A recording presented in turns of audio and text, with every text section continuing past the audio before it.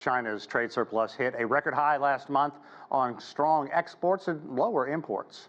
China's trade surplus was a touch over $99 billion in June, the highest in records going all the way back to 1981. China's Customs Administration says exports jumped to $308 billion in June, the third straight month that they have been growing.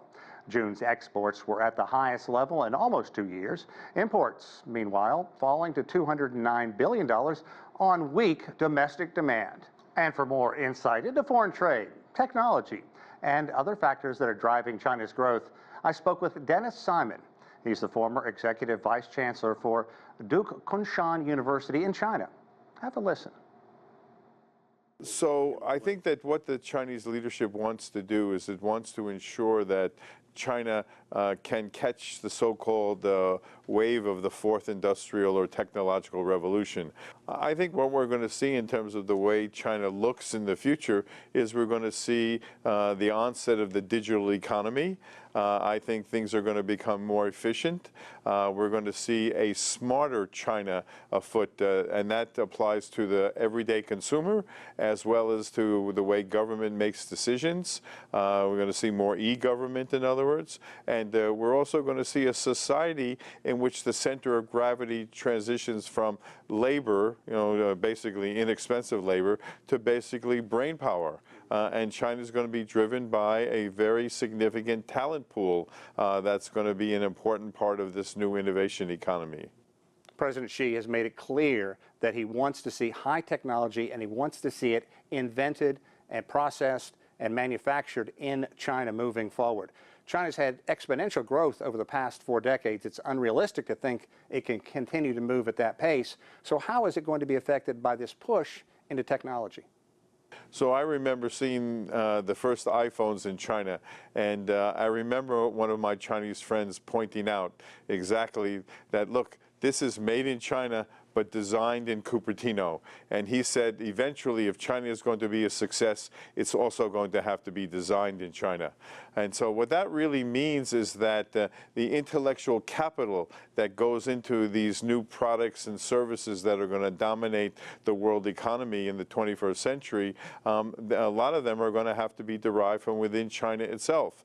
And that means that China is going to have to put together a talent pool that's going to be able to drive that innovation machinery. Without the ability to train those people, to develop them, and ultimately to retain them, China is not going to be able to sustain this innovation push. So it really all comes down to the education system and being able to attract the kind of people that will invest their own careers here in China and hopefully helping them to build out this innovation economy over time. Professor, you have more than 4 decades of experience of going to China, and you've seen everything. What would you say is perhaps the most single largest impact that you have seen in its growth over the past 40 or so years? I'd say one word: resilience. The resilience of the Chinese people. And on many occasions from 1978, when the reforms and open policy were first introduced, till today, lots of Western observers have expected China to have several so-called hard landings. These hard landings have come after some economic difficulties and questions about whether or not they could make the transition to the next stage of their economic development. And I'm happy to say each time, many of those Western observers were wrong. China was able to figure out a way how to have a much softer landing and been able to move forward in terms of the growth of its economy. Having been to China a decent amount of times, one thing that I think you can't overstate: people-to-people exchanges. I know people talk about that a lot of times in very broad terms, but to me it is so important. We're on the same wavelength. I've been working with educational exchanges since the late 1970s, and I've also been working on science and technology cooperation since that same period. We are now trying to do something to make President Xi Jinping's 50,000 student invitation for U.S. students to make that successful. And we're trying to put together a plan plan that will get more U.S. students more interested in the study of China or in the study of things Chinese.